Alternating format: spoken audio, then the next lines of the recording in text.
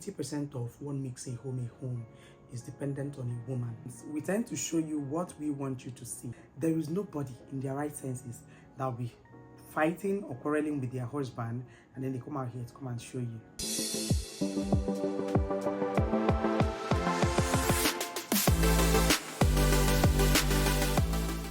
Hello guys, and welcome back again to my YouTube channel. Welcome to another beautiful video. My name is Sandra. If you are just coming across my beautiful face for the very first time, let me quickly apologize for my voice, guys. My voice is a bit coarse because I don't have my mic on. I have some good reasons behind that. And then again, I scream. Do you guys already know that whenever I scream or shout a little bit, I tend to lose my voice because I have this tiny throat, right? So please, I'm apologizing already because of my voice, so please pardon me and just focus on the video because I've come to deliver a very important message to you. So the deal is that I had promised a lot of people about this particular video, not like it's a whole lot of people, but some persons. I had actually promised some people that, okay, I'm going to come here to share with you guys, you know, my secrets, right, to the perfect and beautiful marriage that you guys always say that I have. But the truth is that there is no perfect marriage anywhere. That is the truth. So whenever I hear people talk about, Sandra, you have a perfect marriage, your husband is this, your husband is that, I want to mention two things to you watching. Sometimes we tend to show you what we want you to see. Come on, let's talk about that. There is nobody in their right senses that will be fighting or quarreling with their husband and then they come out here to come and show you, right, or record it. There's nobody in their right senses that will do that. So what we want to show you is the beautiful part, of course, right? I have a beautiful marriage. I'm not disputing that. It's very, very beautiful. Even more beautiful than what I show you guys here. But then what I'm trying to say is that there are still days that it doesn't go well at all. So just like we mentioned in our anniversary video, but that's not what we are here to talk about today. What I have come to share with you guys today is the top 10 secrets. My top 10 secrets, rather. My top 10 secrets, because this is what I'm just doing for myself. Not like I learned it from anybody. I sat down, advised myself, did some research. You know, some of them I also learned it from people that I see it working for them. So I quickly copied it and applied it, and of course it's working for me. So that is what I've come to share with you all. I have some new couples that has actually approached me to say, oh Sandra, how did you do it? How did you do this? All this that we see, this, that, how did you do it? So what I'm here to share with you guys is my top 10 secret, like I said before. So sit back, relax, and keep enjoying the rest of the video. So in case you're new to the channel, this is actually my second marriage. I was married once before, and then one thing led to the other.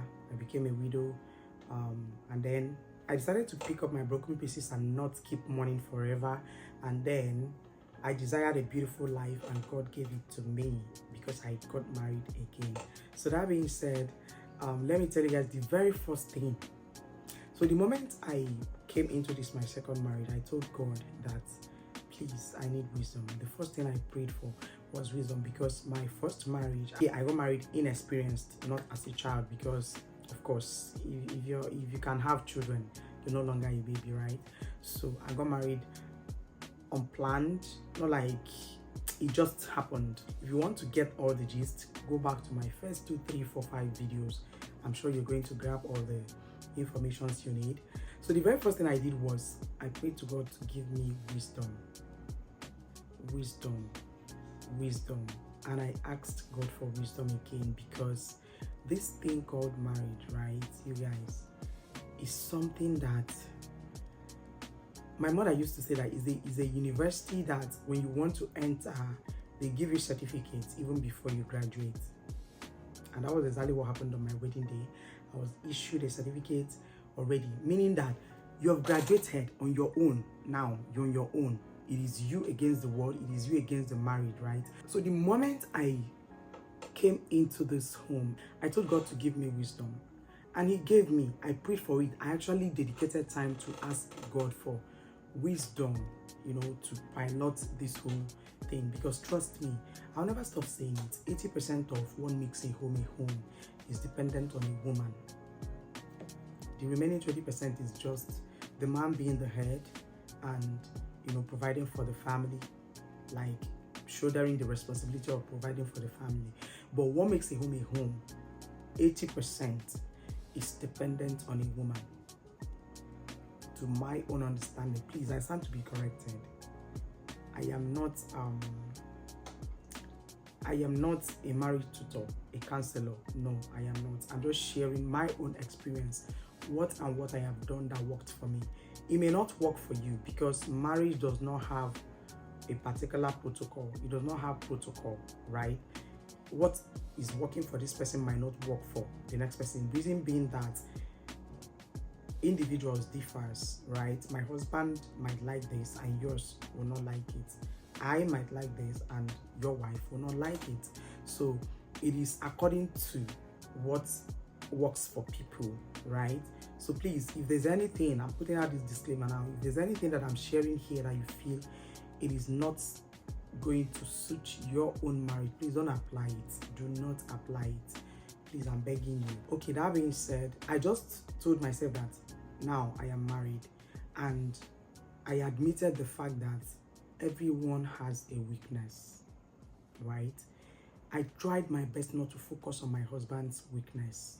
Yes, of course, this man that you guys see on the screen every day, we're glamoring, we laugh, we gist, we play, right? That you people call a perfect marriage. He also has some weaknesses, just like myself. So I told myself that, Sandra, I'm not going to focus on this man's weakness. No.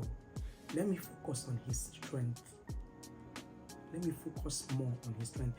It's not like once in a while I'm not going to remind him that this and this should be worked on, right? Or together we tackle it, help him tackle it. But then I am not focusing on his weakness completely. That part that he's not doing right, no, I'm not focusing on it completely. I try to focus on his strength so that together we can both fight the weaknesses that he has. That is the very first thing I started doing, right? Nobody advised me about it. I just like I said, I prayed for wisdom and God gave it. He is the giver of everything. There is nothing on earth that you ask God for that he's not going to give you. So when I asked him for that wisdom, he gave it to me. Trust me, he gave it to me. And I started applying it. It's only God that does not have a weakness. Only God. So every human being you come across, this also applies to so many other relationships, female friendships, male friendships, anything at all in this world. Businesses, there are weaknesses, right? So I try to focus more on his strength than his weakness, and it worked for me. It really, really worked for me. So that's the one, is that everyone has a dark story, like a past, where they're coming from. So you try as much as you can not to focus on their past, what they've done before they met you, what they have done before they met you. It doesn't really matter. What matters is what they are currently doing, where they are when you met them, how you met them, where you met them, right? Let me give this as an example. For example, that, okay, your husband dated several girls before he got married to you.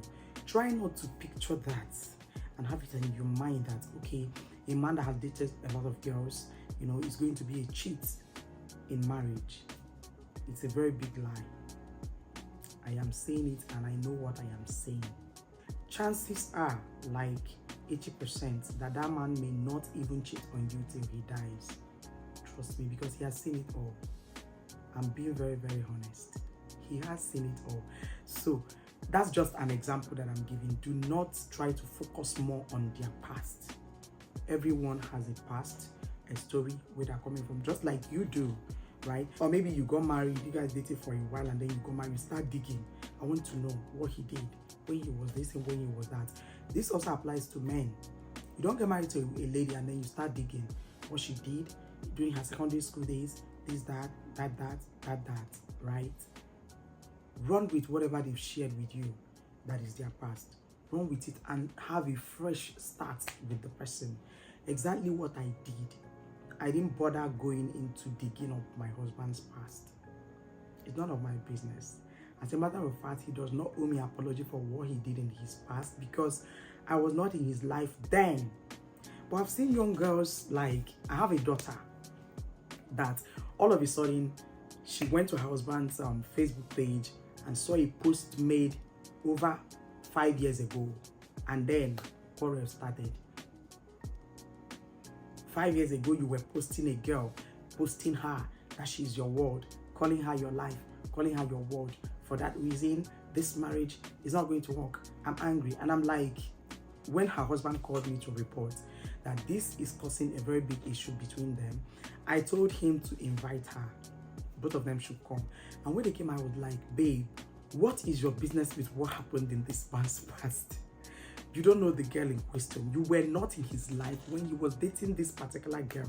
So there is no business. There is no connection. It is not your business. By the time I sat her down to educate her to, open her mind to the dangers and the mistakes she was currently making then, she realized that she was actually making a very big mistake and she retraced that step.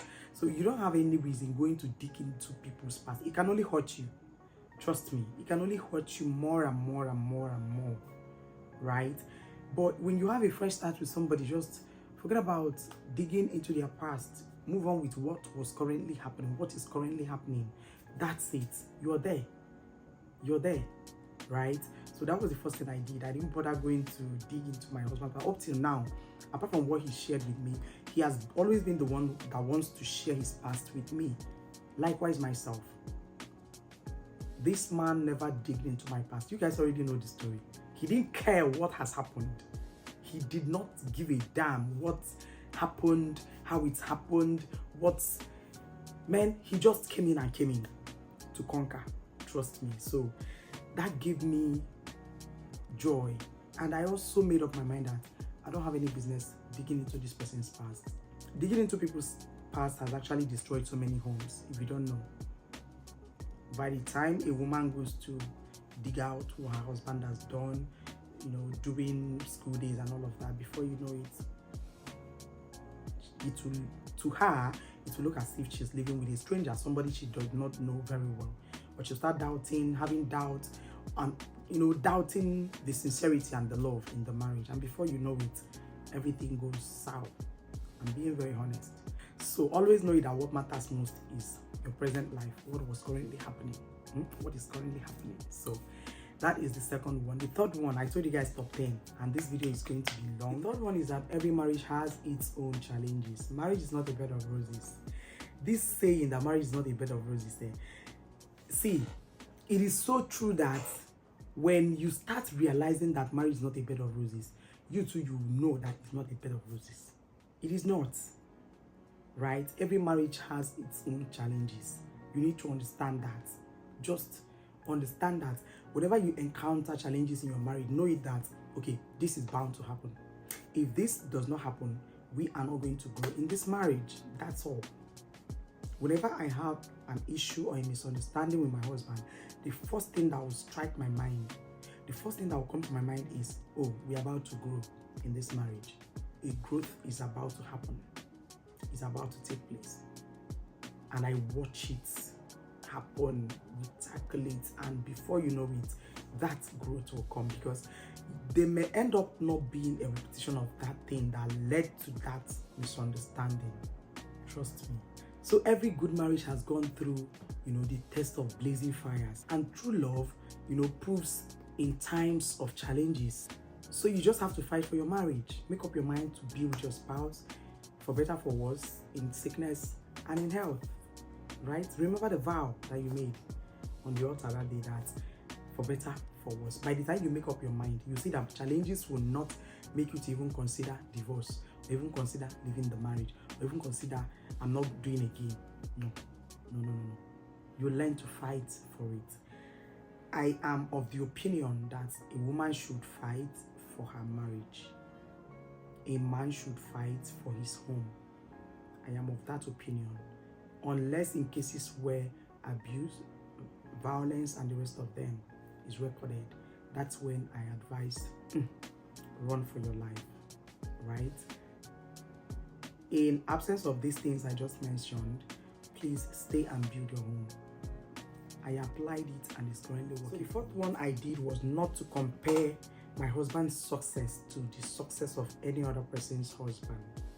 Like my marital success to any other person's marital success. Every marriage has its own success.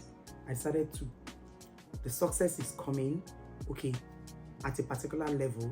That is where God wants it to be. We are still growing, we are still building, we are still going to get to somewhere. I just believe it and it was working for me.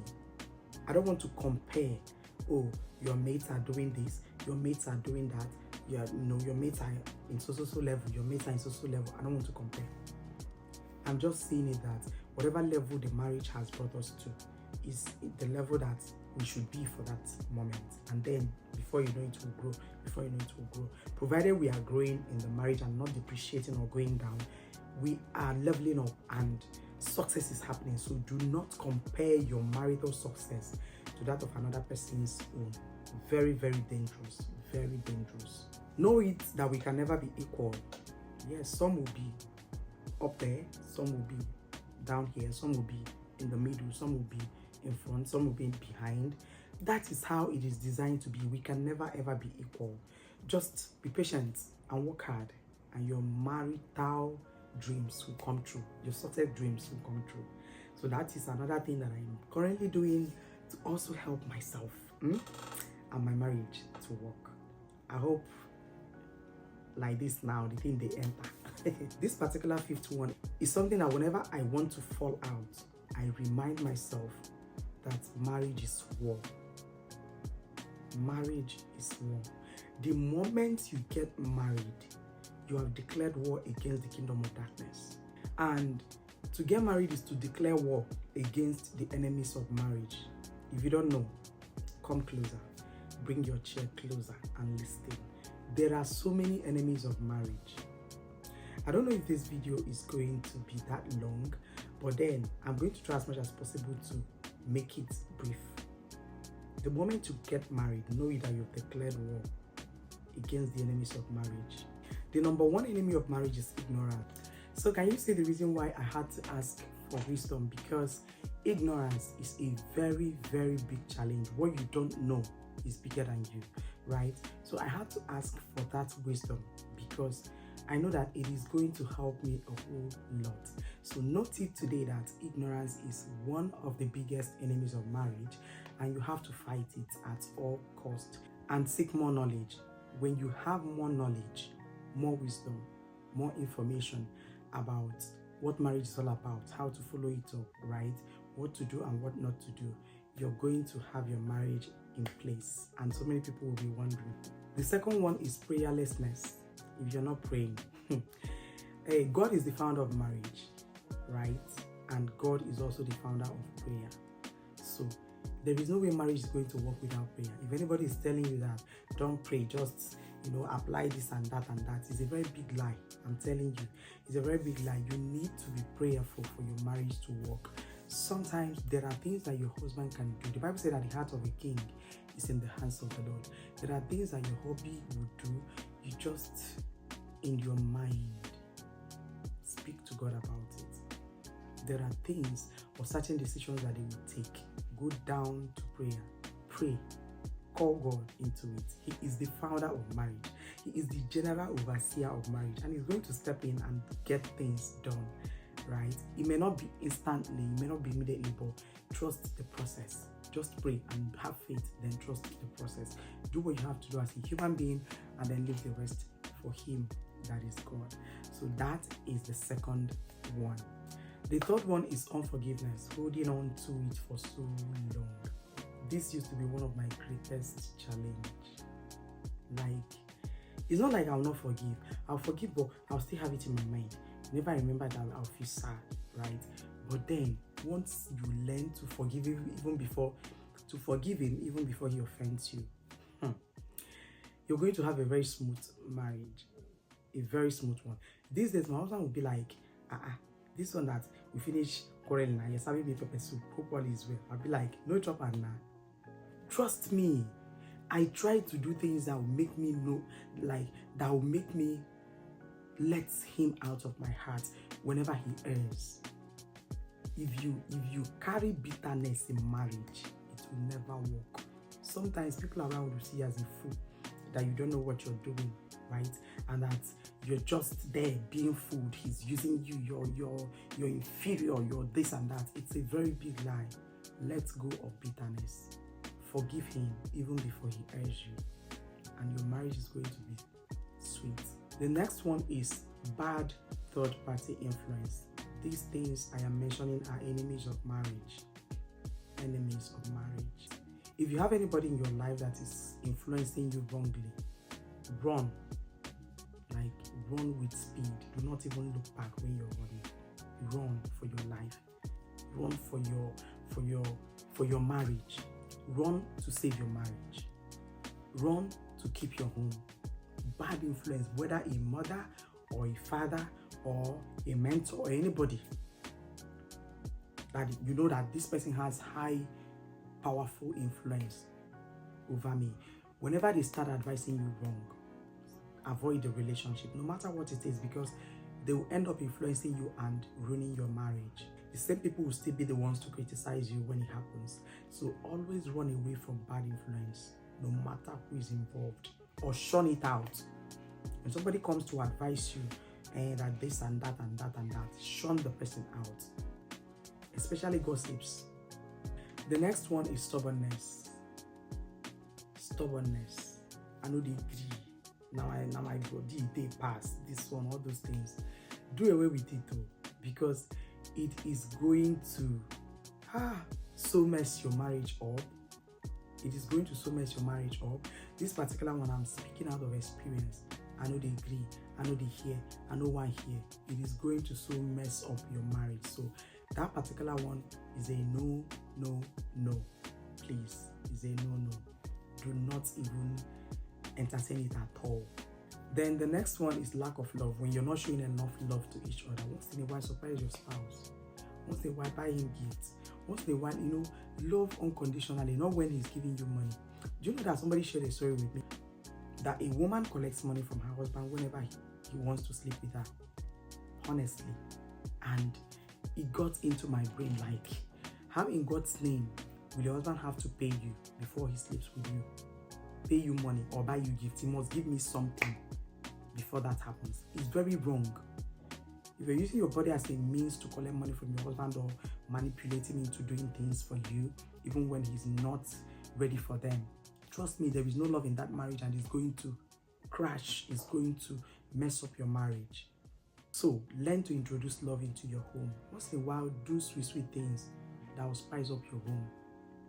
It's very, very important. The next one is rudeness. Hey God, being rude to your wife or your husband. Me, from day one, and we have one day boy man Jackie. My husband is this kind of a man now, man Jackie, as in Oga Magi, the one that will enter inside your bone. And me, I don't like that in Jackie of a thing, because I take life seriously. No, not like I take life serious. I take things serious. Even the most common things people don't pay attention to, I take them serious, even in my children, right? So, but then there is a way that in Jackie will come. I'll see it as someone being rude. That's being sarcastic, right? And we battled it. The moment he realized that this thing, my wife does not like it, it gives her issues, that is when he stopped doing it. And me too, in my own way that I talked to him, that he said, oh, I don't like it, I tried as much as possible to put an end to it, just so we don't have issues in the marriage. The next one is laziness, being lazy. You will see what you're supposed to do as a woman, you fold your hands and you'll be looking. You will see what you're supposed to do as a man, you fold your hands and you're looking. You see that your wife is, she's got a lot of things on her hand currently doing. You will not say, okay, let me help her. Instead, you are there balancing, watching television. It does not make you a man. It does not. Help her. Support her. A woman to support your husband. If you notice that the stress is too much for him at the shop, why not support him? Sometimes when a husband goes out to do deletes, to make supplies, when he comes back, you find out that he's so tired and he will sleep off. The next thing, I'll pick that his paper and book. I'll go into the market and go and collect money for him. By the time he wake up and come here, I'll be like, I'm inside the market too. Tell me who and who is owing you. Let me help you and collect the money and come back. Help out. Don't be lazy. Don't be lazy. Laziness is a marriage killer. It kills marriage. It kills marriages. The next one is disrespect. I think I've talked about rudeness. Okay, being rude. Okay, now disrespect. Intentionally trying to disrespect your spouse because you know that okay, they will swallow it, or they are not currently in a position where you respect them. For example, if your husband loses his job and you're currently the one providing for the house, it does not give you the right to disrespect him. So that is another enemy of marriage. The biggest of them all is cheating. Cheating is not just when you leave your spouse to go and sleep with another person, no. Or you're keeping extramarital affairs, no. Cheating, you can cheat financially, right? When you know that you have money to, solve some certain problems in the house, you let one person shoulder it in pain. Even when they are struggling to do it, you allow them. When you know that you too, you have something you can support with and it works. So cheating is in every other areas of life, not just, keeping extramarital affairs and the rest of them. So that's another killer of marriage. Run away from cheating. Desist from it. Run for your life to save your marriage. Yeah. So be very, very, very, very ready, right? To, fight and maintain your marriage. Be very ready, because these things I just shared with you guys are some of the things that I do to keep my own working. It's not like as perfect as you guys see it on the screen here. It's not as beautiful as you guys see it here on the screen. But of course, what do? We need to keep doing. We have to continue doing. We have to continue, trying to make it work, right? So that is what I've come to share. I'm going to end this video here because it is getting too long. I'm going to share the remaining 5 tips because I have about 10 of them that I shared, that I penned down, that I wanted to share with you guys, but the video is getting too long. So I'm going to put out the part 2 of this video very, very soon. So this is me currently ending this particular video. I hope you guys got value. I hope you enjoyed watching. Please don't forget to like, comment, share, and subscribe to my channel. And I am also putting out the disclaimer again at the end of the video. I am not a marriage counselor. I am just sharing with you guys tips and my own secret things that I did that worked for me. And like I said before, it must not work for you. So if you look at it that it's not going to work for you, you can as well drop them and not apply them, right? So thank you so much, you guys, for watching the video. Don't forget to like, comment, share, and of course, please subscribe to my channel. I'm begging you, and I'm going to see you guys once again in another video. Bye.